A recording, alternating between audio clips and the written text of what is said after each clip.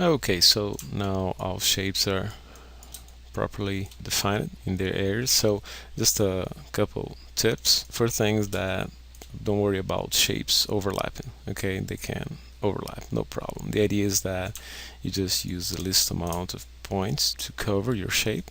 Okay, sometimes you might have trouble trying to select a single shape. That's because you already have the background plate here, which is also a raised spline. So there are a couple tips that can help you handle with it, since Unity doesn't have a proper lock feature. But remember that clicking here is not the same as lock, it's just locking the inspector and not the selection.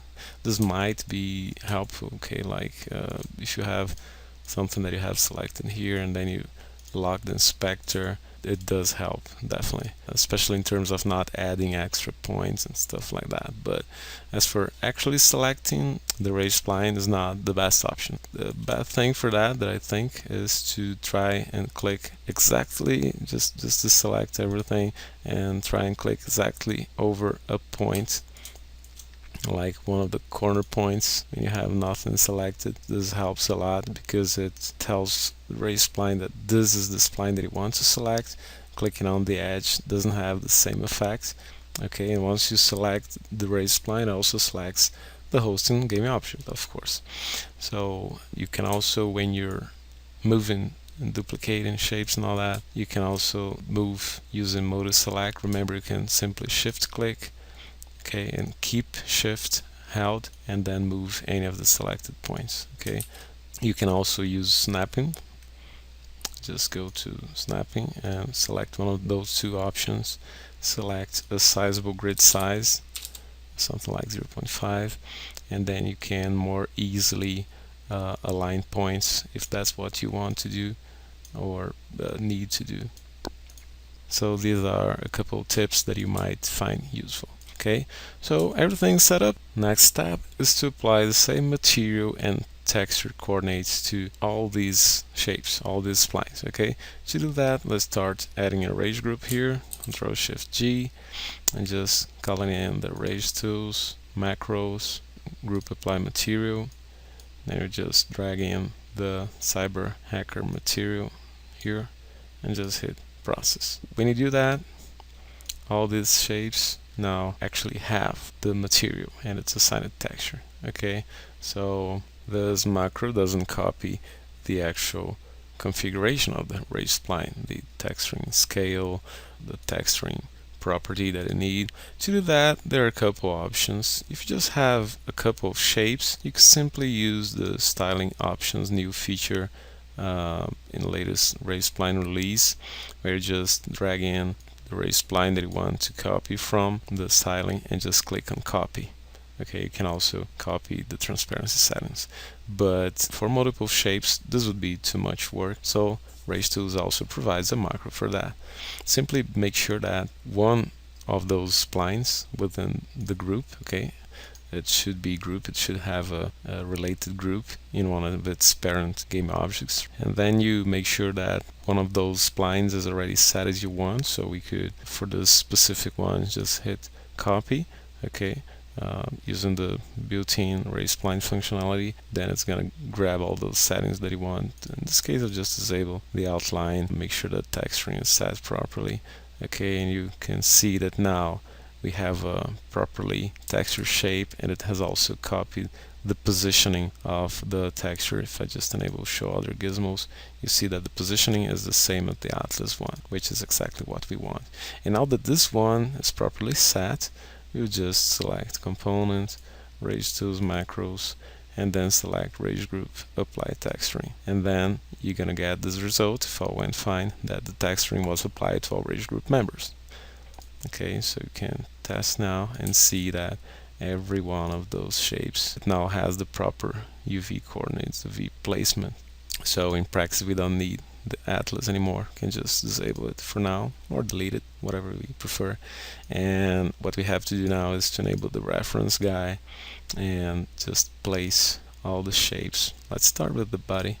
Let's go from top to bottom and just place them at their right positions. Okay, the head, just move it, and place it precisely.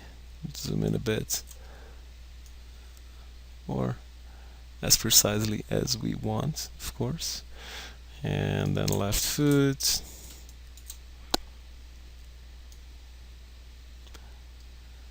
okay, and so on and so forth. I'll just pause it for a second and we resume when everything's positioned. Okay, so everything in place now. I had to reduce a little bit the reference scale just so it would match the separate parts graphics. So at this point we can simply disable the reference. Okay, we won't need it anymore. So that's great because now we have just the parts that we're going to animate. Obviously the first step is to fix the Z ordering. This is just about setting the Z coordinates for each part.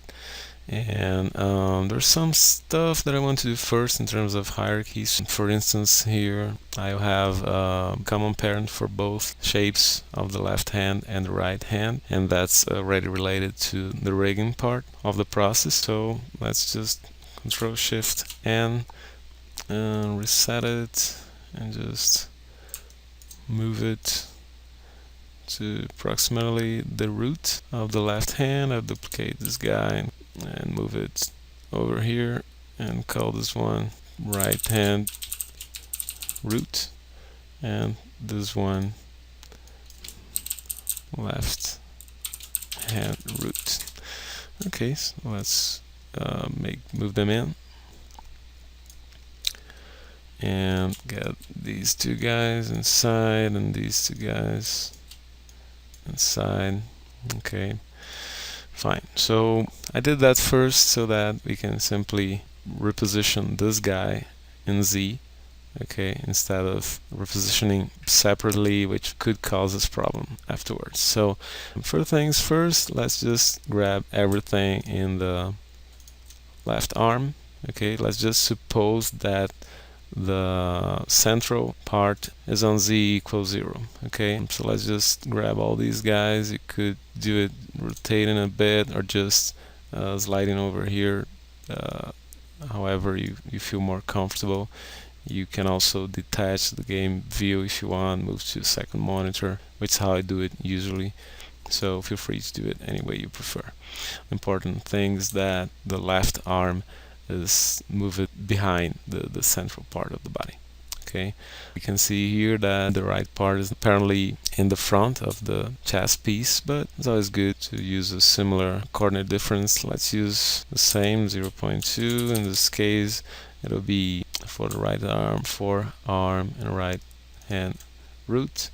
Let's make it the opposite, minus 0.2. So the forearm would be minus 0.4 and right hand root minus 0.6, and this fixed this overlap that we had here. These two shapes could stick at their original position because we'll only be seeing one of them at a time. So what else? Yeah, let's work with the left and the right leg. So let's just take right knee, right leg, right foot, and just do the same moving forward. 0.2 and grab the knee, make it 0.4. Just be sure that it's always in the front, and yeah, the foot here has to be fixed as well. Let's just make it 0.6, and now I can see that it's not perfectly matching, so just move it a tad bit to the right and it's fixed. Okay, let's do the same for the left leg. This time we're gonna move along the positive Z-axis. We can just do it one at a time, so let's do it like that. Just 0.2 and left knee 0.4, left foot 0.6. Actually this one is in the front, so this would be like 0.4. Okay, so you're probably noticing that the shadow is not as in the back as it should, so let's just fix it already. Make it further apart than all the other parts that we have, so let's make it 0.8. You can use any scale you prefer, really. I'm just using 0.2 just because it makes for a slightly noticeable offset when you rotate it, which might help debug in some animations, right? If you want, you can make this shorter or bigger, however you prefer. So next thing is to move the color, okay, to the front. So actually the head will be in front of the main chest piece, and then the collar will be ahead of the head. So let's just make it like so. This will be like, the head will be like minus 0.2 and the collar minus 0.4. And let's now move the color piece to its proper position. If you want to zoom in and you can't move it from this gizmo, you can just zoom in and just slide over here and make it as precise as you need. Probably there. Okay, so that's it. We still have a hand problem here. To properly fix this, let's first disable the body. You could just click on visible here if you prefer, and let's make sure that everything is where it should. So we have the left arm and it's behind the main chest piece, but I make it even further behind because actually this guy here, this one, would be on 0.2 because it has to be in front of this guy, but still behind the chest. So this makes more of a sense. And this has to be in front. Well, we could just make it something like 0.1, which is yet another good reason to have a slightly bigger value, so have more room to make this kind of middle distance operation. Okay, now I think it's fine. Let's just recheck everything. Right, so while we're at it, let's add the pivot points for each part. So that would be just selecting each part. Let me re-enable this. Let me save the scene, of course, which I didn't yet, which is a crime, of course. We just add it here, like. Okay, now, so let's add the pivots for those guys. First thing, Ctrl-Shift-V, the new shortcut for pivot tools. Okay, you can just add for all at once if you want. Just select everything and hit Ctrl-Shift-V. Afterwards, you can remove all at once like that, remembering to first remove pivot tools and then rage group due to their dependency. Okay, so now that it's like that, we can just expand pivot tools. Don't need to look at rage group and make it just interactive, which is the new option in the latest RageTools release. And with this option, let's just increase the gizmo scale so we can more easily move it around, and we don't want to touch the texture positioning gizmo, so let me disable it, which is now global. Okay, if you still have problems like here that I've selected the blue move gizmo instead of the pivot position, just hit Q or select this button here in the interface and you'll be good to go. So let me just reduce the size a little bit. It's a bit too large, so place this at the center of the hips and hit enter, and when you hit W you see that the new rotation position is where it should. Okay, so it's very easy, very interactive, and I do the same for the others. For instance, the head, I could just select interactive and Q and move it over here and hit enter, E, and then test the rotation, see if it's on a good position. So you can just try it multiple times and see what works the best. Okay. Yep, for this kind of perspective this is enough, and you might see some artifacts depending on how your drawing was done. You could try to edit it straight in Photoshop, or you could simply edit the mask. That might be quicker, so just click on your shape and trim it a bit. Okay, and that's independent of the animation, so you can literally edit the spline as if it's a mask. Very effective way to prevent needless trips to Photoshop, which might be quite annoying after some time. So just restore rotation and let's start parenting these guys. So for instance, the right hand root is already placed properly, and just move it as a child of forearm, and then grab this guy, make it a child, and let's try it again. And here you go. You see how quickly and easily you can build a chain of parts to be animated. using the system, right? Very easy, very fast. So I'm just undo. I could also just select everything and set the Z rotation to 0, so it gets back to its original position. Alright, so I just pause while I finish the hierarchy, and I'll get back in a second. Okay, so all pivots are now applied. So most of the hierarchy is done except for the arms and the legs. Now I want you guys to stop and think a bit. It really depends from this point on if you're gonna use FK or IK for each specific limb, and that's related to the type of animation or the types of animations that you want to do. So for instance, if you just have loose arms and they never touch something, or if this character doesn't grab a rope or something like that, you will probably not want to use IK for the arms.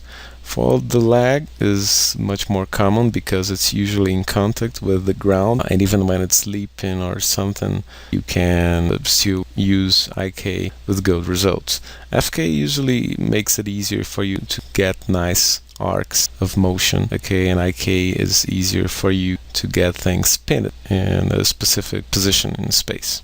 Okay, so considering that, and that we're going to animate the arms here using just FK, I'll just grab the right and left arms and make them children of the body. Okay, so that when I rotate the body, everything rotates with it. If you don't want to see the Rage spline gizmos, just disable the show spline gizmos. Okay, and that's it. So for the legs, we don't want to make them directly children of the body for a number of reasons. The most important one is that we want to use IK for them. Okay, so in this case, what we're going to do is to add two nodes, two reference objects, which will attach the left leg and right leg shapes to them in their exact position. So to do that, I'll just create two empty game objects. I name them left leg no, duplicate it again and call this one right leg no. Okay, just grab them both, make them children of the body.